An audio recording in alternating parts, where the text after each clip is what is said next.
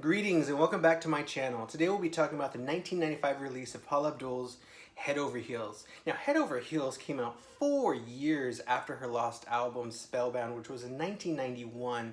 And even though that album garnered a lot, some hits and got her a successful tour, it was a slight decline from her debut. And I think what would have been best probably for her career would have been to release something like around 93. But she took a few years off between the tour and this.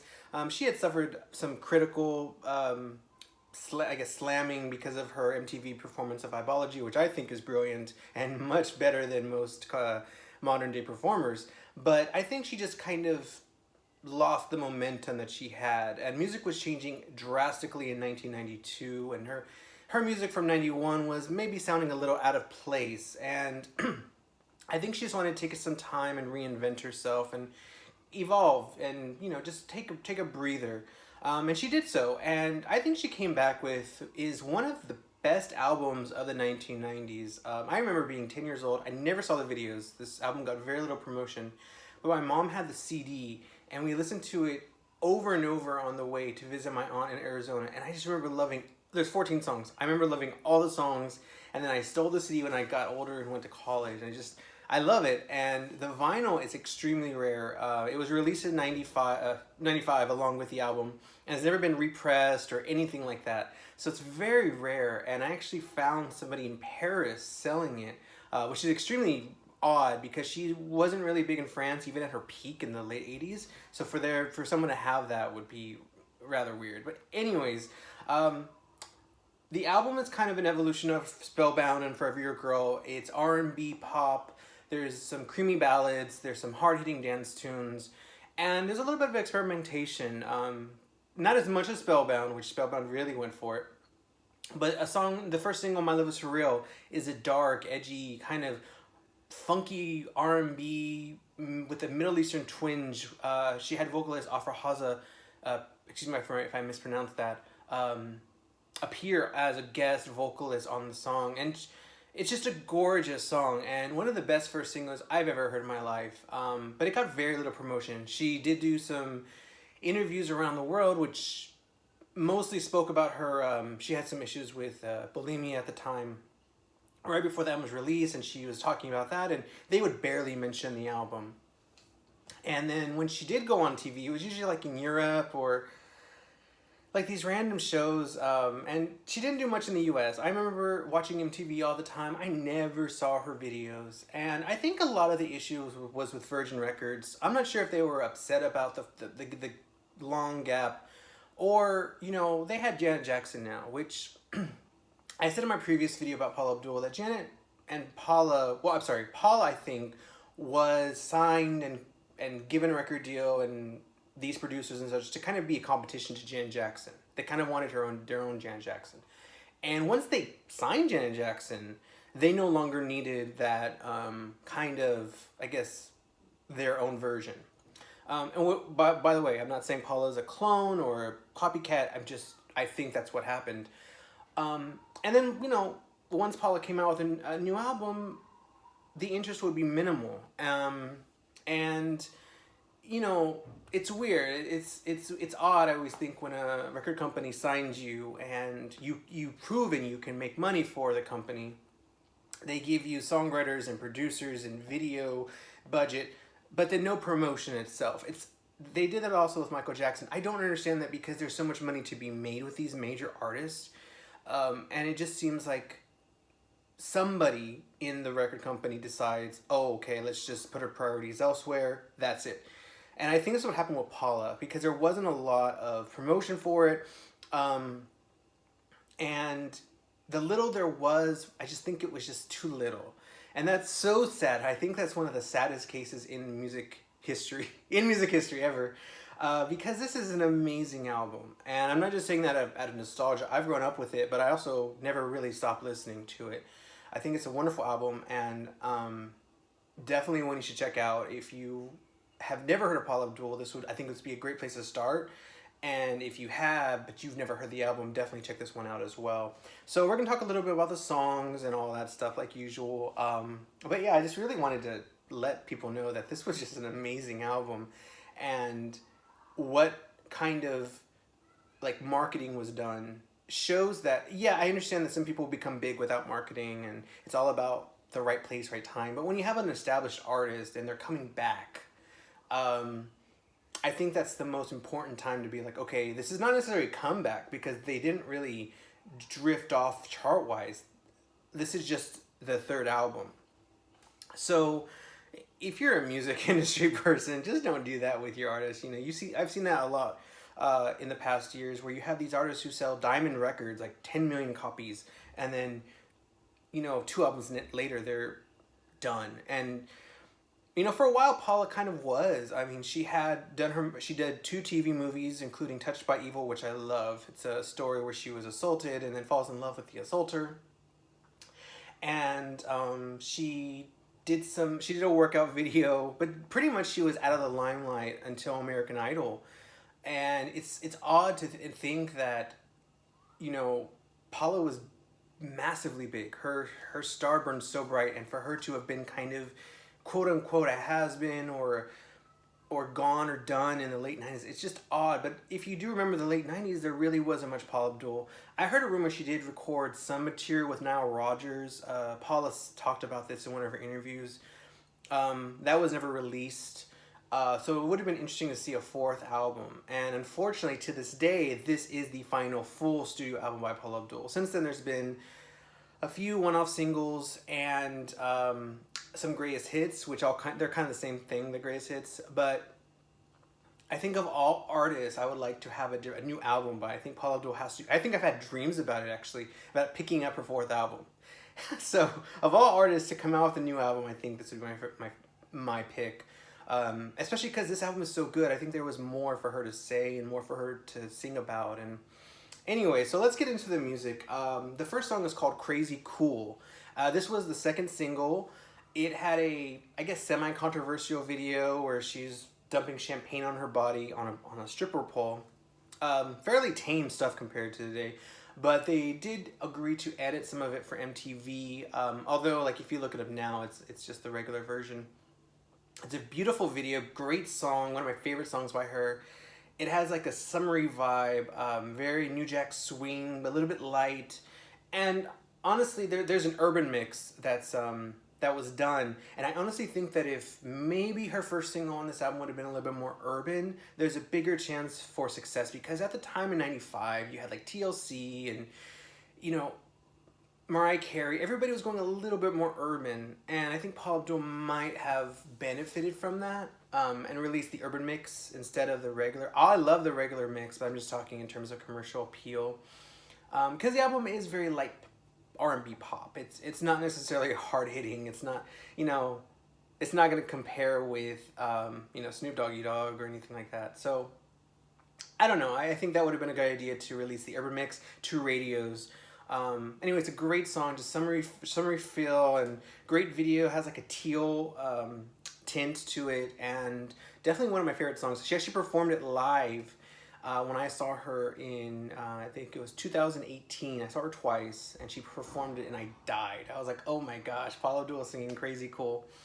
Because I don't think I didn't know the set list, so it was kind of unexpected, and I was like, oh my god, you know. And I was wearing this shirt too, and so. I just think it's one of her best songs, and it peaked at number 58, which I never saw the video growing up. I think I saw like a little clip of it on like Beavis and Butthead.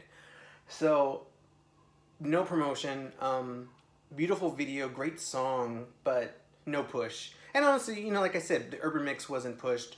Maybe people just didn't like it. Maybe they thought it sounded a little 1993. I don't know. I've been told that, but I love it. Next song is My Love Is For Real. Now, this is one of the songs that Paula co-wrote on the album. And like I said, it's a Middle Eastern funky R&B song, very, very dark for her and very mysterious. She has this voice like this for the verses, and very great vocal performance. I love it. And it's a great, like, I don't want to say like be a cliche, but it's like a great belly dancing song. It's just sexy and has that like Arabic Moroccan twinge to it. It's an amazing song. One of her catchiest songs. I do believe they promoted the video a little bit by putting it before Clueless in theaters. I've never heard of that before, like in terms of promotion. Like, playing a music video. But they did that. They played the video before Clueless in the theaters. So once Clueless, I guess, took off, maybe people saw it, and the album went gold. So maybe that accounts for it. But I think they could have done better. The video is gorgeous. She shot it with Michael Hossman, who he does great videos, and she's in Morocco, and it's very Moroccan, and the choreography is extremely intense. They throw her around and push her up, and she's fallen, and just very theatrical choreography. It's one of the best videos I've ever seen, and I think to this day it just still looks fresh. You know, I think the thing about videos in the 90s, I think they just gave them more budget because they tend to look better than 2010's videos. And I'm not just like being biased because I was from the 90s. Like, I mean, the 80s don't look that great, and 2000s don't. They're okay. But there's something about 90s videos, and I think Paula's are among the best. She has really great dance videos, and she's a really great dancer. And I mean, she's known for her dancing, but I just, you know, I'm saying, I think that her videos are pretty good, and this one I think is her best video. The next song is Ain't Never Gonna Give You Up. Slightly tone change because it's a light pop song. It features vocals from, oh man, I can't think of who it is. So put in the comments, who is it? Color Me Bad, I'm sorry. Who had kind of peaked in the early 90s, so it's kind of weird. This song is very reminiscent of her Forever Your Girl days, only updated. It's just about an undying love, and no matter what, you know, we're together, and it's a great song. It's drastically different from My Love Is For Real, so it's a little like, huh, okay. But it's a good song nonetheless. It was a single. It did not chart. The video's okay. It's actually, I think, her weakest video, only because you can barely see her. There's like an orange tint, and then there's another teal tint, just like crazy cool. And she's like in a high school dancing, and I don't know, the angles are kind of weird. Like you can't really tell what's going on. And either way, the song's pretty good. It deserved better. I have heard it on the radio in my hometown of Roswell, but I've never heard it like anywhere else. So maybe the person the DJ was a fan. It's just, you know, a light funk pop song. It sounds a little early 90s. It would have kind of fit, I think, on Spellbound. It's a little early 90s, yeah, but I like it. I think it's a great song. Very catchy, very affirming, just good time music. Next song is Love Don't Come Easy. This is a Latin twinge song. It has a little bit of like salsa pop going on. And it tells a story about like, you know, just a couple, like a new couple basically. They're meeting each other, like a hookup basically. It's a song about a hookup and how love don't come that easy. Just, I guess, to kind of take your time and let it flesh out first. It's a great song. It's a great dance song. It's one of my favorites on the album. I don't think she co-wrote it. No, I don't think she co-wrote it. But it's just a great song. It has, I think, would have made an amazing video. And I mean, I can kind of imagine what the video would be. Kind of like maybe like Salt and Peppa's Shoop or something. Just, it fits that kind of motif, I think. And it's just a great song. But yeah, it has like a Latin twinge, very hard hitting. But again, it's not hip hop. It's not urban. It's just hard hitting R&B pop. And I love it. I think it's one of her best songs.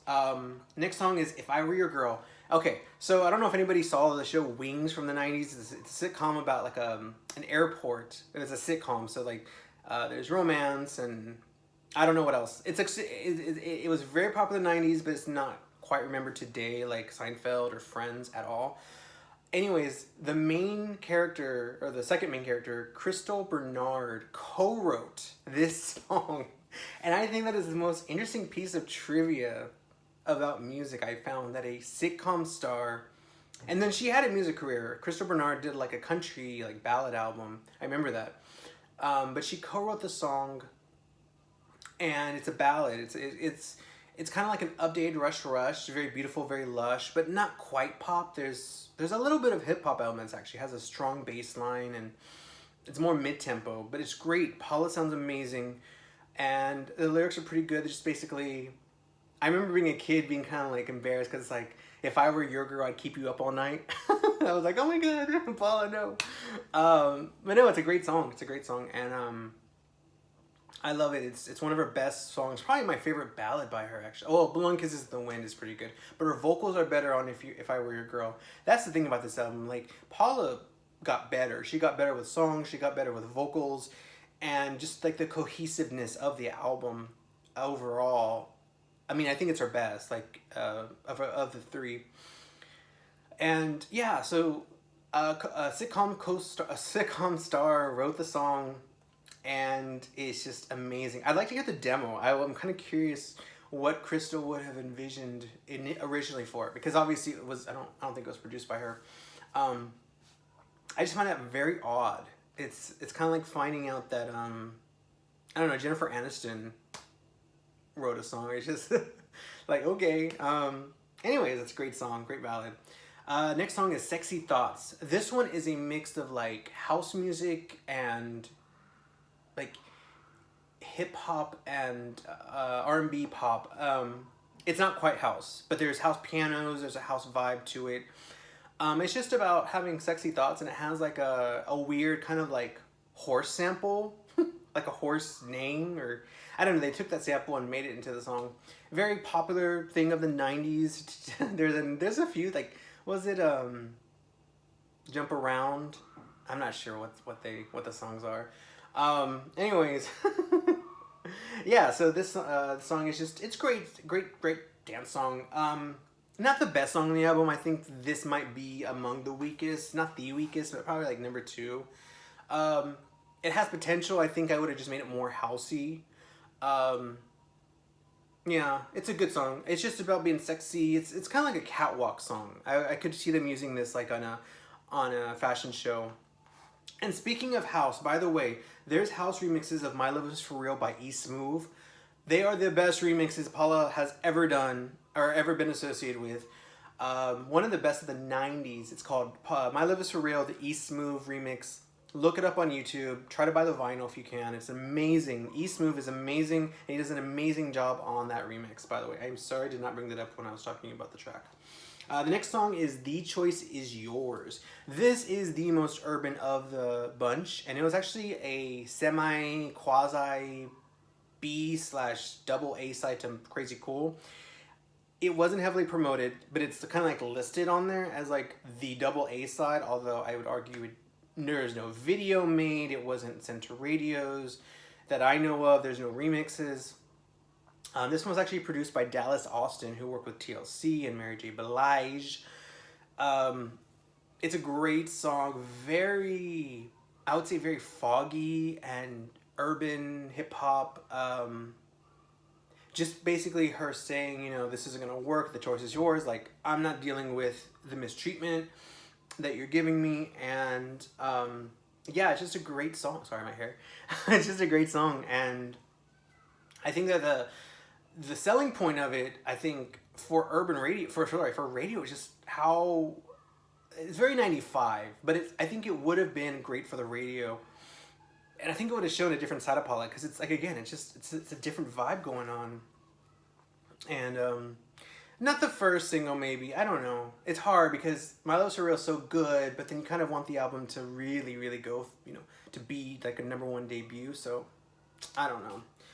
Next song is "Hoedown." That starts off side B. "Hoedown" is a fun, funky, kind of like R&B, New Jack Swing song. It has a harmonica sample, so it's kind of like a country song at first, almost like a old time country song sample. And it's not, I mean, I wouldn't say it's a song about demonizing sexuality. I think it's just someone's trying to steal her man. So "Hoedown" is not necessarily about like hoes in general. That's kind of a weird name for a song, "Hoedown," because it's literally about like a woman trying to steal her man. In a niche song, by the way, in the song, because Paula, she doesn't rap, but she speaks quickly and whispery, so it's hard to hear the lyrics. But she does say niche, getting funky in the niche song. Yeah, it's a great song, and one of my favorites. Has great background vocals and just a really lively song. I love it. I think it's a lot of fun. According to this, it was going to be a single. I don't know. That would have been cool. Next song is "Under the Influence." Now, this is like probably the most besides My Lips for Real, it's very experimental. It has like a psychedelic pop feel, like you just took mushrooms or shrooms or whatever. But it's ultimately just a pop song, and has a good hook, and I mean, it's not as like, the thing is, after Hoedown, it's not as impressive, but it's a good song. For me, it took a bit of time to get used to because it's not as good as the other ones. Sorry, as Hoedown, but I do like it. I do like it, and but it's just like sometimes like context, like the song is good, but the songs before it are better. The song after it is better, so you're thinking about like track listing and such. But it's a great song. The next song is "I Never Knew It." One of my favorite songs on the album. It's just like a light R&B song, more like laid back, and just it's about her not knowing someone loved her and what could have happened, what could have been. Very innocent and free. I always imagine the video like her playing around the ocean, kind of like Mariah carrying "Honey" at the end. Just a great song. By the way, yeah, I've thought of video treatments for all this when I was a kid. So, um, yeah, yeah. I never knew it. It's just a great, lovely song. It's one of her best. Very catchy. Has that little like synthesizer flute in the beginning, and a nice piano. Kind of reminds me a little bit of "Searchin'" by CC Peniston. Not quite, but there's a. If you like one, you might like the. I would say you like the other. Like if you're looking for more that sound like that. Both great songs and both amazing artists. Next song is "Get Your Groove On." This I would say is probably the weakest of the bunch. It's still a good song. Very funky, very bass, dancey, and a little bit more stripped down than the rest. But there has to be a weakest, and this would be the weakest. I still like it. I still listen to it. If it's on the record player, I won't get up to skip it. I won't do that. But I do think it's the weakest. There's 14 songs. There has to be one. I still like it. If I were to tell someone, hey, I like Paula Abdul, and they're like, oh, okay, let me play Get Your Groove On, I would be okay with that. It's not a bad song. It's just the weakest of the bunch. Because it's just, I don't know, I think when the bar is so high throughout most of the album, I think if you kind of let your guard down, like, and which I feel like this one was a little simpler, there's gonna, The next song is "Missing You," which is the second ballad on the album. Usually she'd have about one or two ballads per album. This one has three. This is a nice, beautiful ballad. It's very lush. It's a little bit more commercial pop than "If I Were Your Girl," which is more like R&B pop. "I'm Missing You" is nice. She has some Casablanca references, and it's just a great song. Very somber. It's a little Mariah Carey, Celine Dion-ish, but I like it. I think it fits her voice. And that's the thing, Paula sings it really well, so whatever, I like it. It's all about feeling good. Now, this is one of my favorite songs on the album. It reminds me of like something Janet Jackson would have done had she had done a full album in '95. Just funky, in your face, hard hitting R&B, pop, dance. I don't know, just everything great. Amazing chorus, great background vocals, just everything works for it. Unfortunately, it's like number 13 on 14 songs, so it kind of gets lost in the shuffle unless you're actively looking for it. Like, by the 14th song, I mean, you're listening still, but it's a long album, and I think I might have preferred that to be like number 3. It's just a great song. I think that would have really been a great opening, because I like "Ain't Never Gonna Give You Up," but I ain't like it that much compared to "It's All About Feeling Good." That's just a great damn song. I mean, I think it may be her best known single.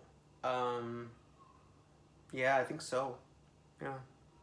Because I'm sure everybody was wondering, what is Eric's pick for Paula Abdul's favorite non-single? Well, there you have the answer.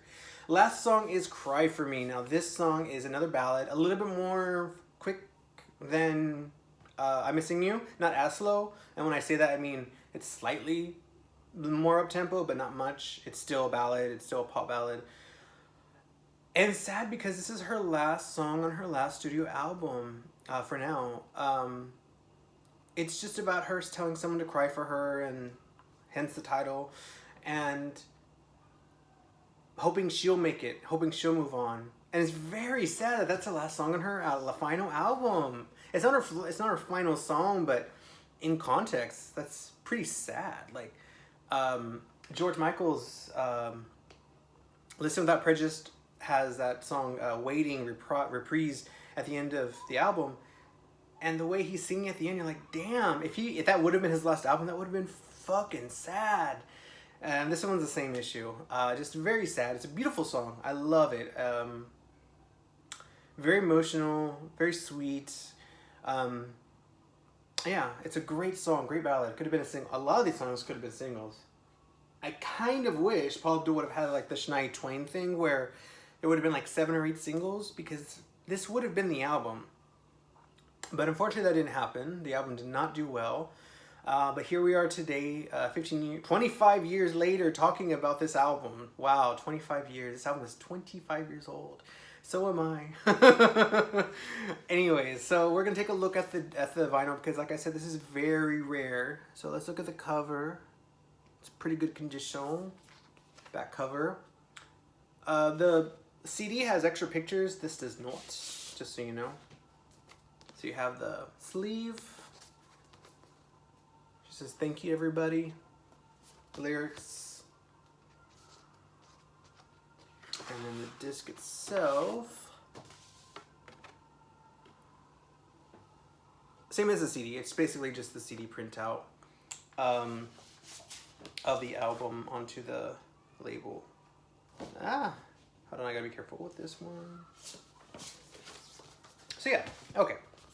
So I highly suggest to anybody out there to go check the CD out. If you like pop music in any shape or form, this is her best album. To me, like, it's just, I don't know, like, a lot of people say it's dated for that time, whatever, who cares? I think it's great, and I wish that Virgin Records would have given her more support. The album would have been, I think, pretty big had they kept trying. There wasn't any attempt, really. And even the interviews that she does, they didn't talk about the album barely. I don't know. I mean, I don't know. It's hard to imagine why. But I mean, a lot of early 90s or late 80s artists by 95, I mean, like Jody Watley, Cyndi Lauper, they were there, but the impact was gone. But Paula Abdul was massively bigger. So I don't know. Anyways, check this album out. Let me know in the comments what you think about the album, your favorite songs on the album, your favorite Paula Abdul album if you like, and yeah, leave me a like if you liked the video, and please subscribe. I want to say thank you to my new subscribers. I see that I've gotten quite a bit of new subscribers since my last video, and I'm very appreciative of that. Thank you guys for subscribing. I hope you enjoy my content. And yeah, let me know if you'd like me to do the first Paula Abdul album for Your Girl. I have that. And then who else you'd like to see. I haven't had a lot of requests. So yeah, just let me know in the comments below, and talk to you guys and have a great day.